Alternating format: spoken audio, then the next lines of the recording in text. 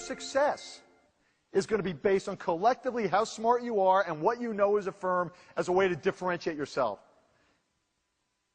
Smart and know in terms of adding client value. And I think the responsibility for that, I'm sure there are tons of tools, gadgets, processes, databases.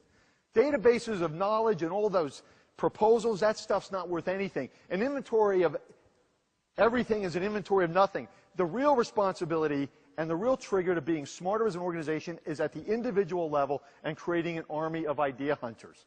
People who are curious and passionate about learning, understanding what their gig is, and making it happen. And it's not about genius. This can be learned.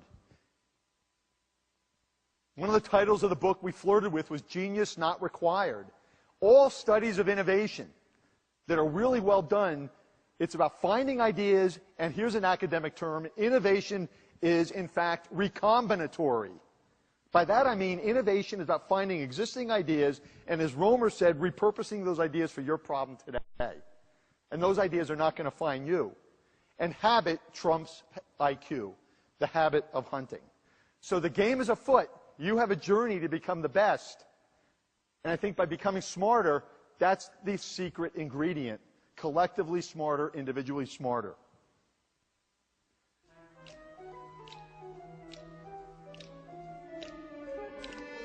This is my chance to be on Broadway, which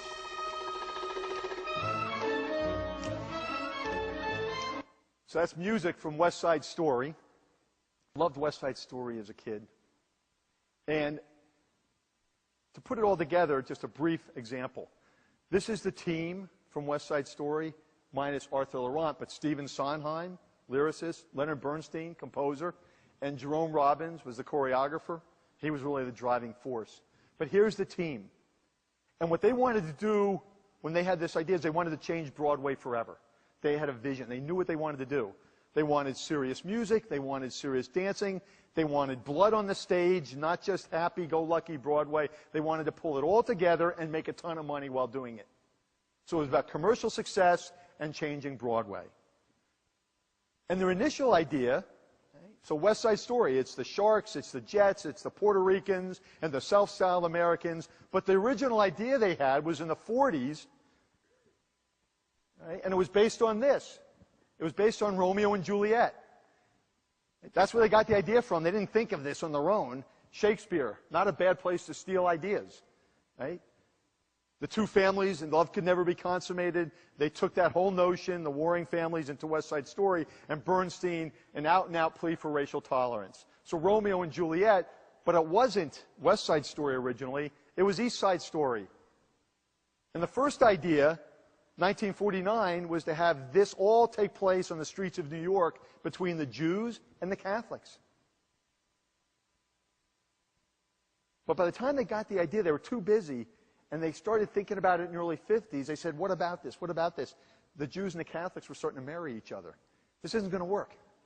It's not going to work for West Side Story because, the melting pot, new people being assimilated through the ghettos of New York, generation. So this idea died. So Leonard Bernstein, in the mid-50s, the same objective in mind. They knew their gig. Change Broadway. Gang, racial issues, violence, great music, dancing. He's sitting in Los Angeles by a pool at a hotel, and he's reading about the Latino gang warfare that was going on in Los Angeles. And as soon as he read that from that newspaper, he said to himself, this is it. I've got it. I can hear the music. He ran up to his apartment, his room. He called Jerome Robbins, and it gave birth to West Side Story. So the idea didn't die. They kept with the idea. It survived. It thrived. It became West Side Story, and it won Tony Awards, a huge commercial success. And I went to it a short while ago in Boston, and there it is. It's still alive. It's still alive. But there was an original idea. They tried it. It didn't work. They stayed with it. They got the ideas from reading newspapers. They perfected it. They stole something from Shakespeare. They made a ton of money. That's the nature of idea hunting many times. Doesn't come out right away. Phil Schiller went back to 1983 to get that idea off the HP computer, but it sure made a big difference for Apple with the iPod. So, ideas, are really an important entity that we have largely overlooked. But it's what I think you're in the business of. And as a country, one reason, I lived in Europe for a long time, I think the U.S., I don't know if the people are any different, but I can tell you right now, we are an idea-generating machine, the way we have set up our capital markets, the incentives for innovation, and the like. So ideas drive economic progress, ideas drive company progress, including yours, and ideas drive personal progress.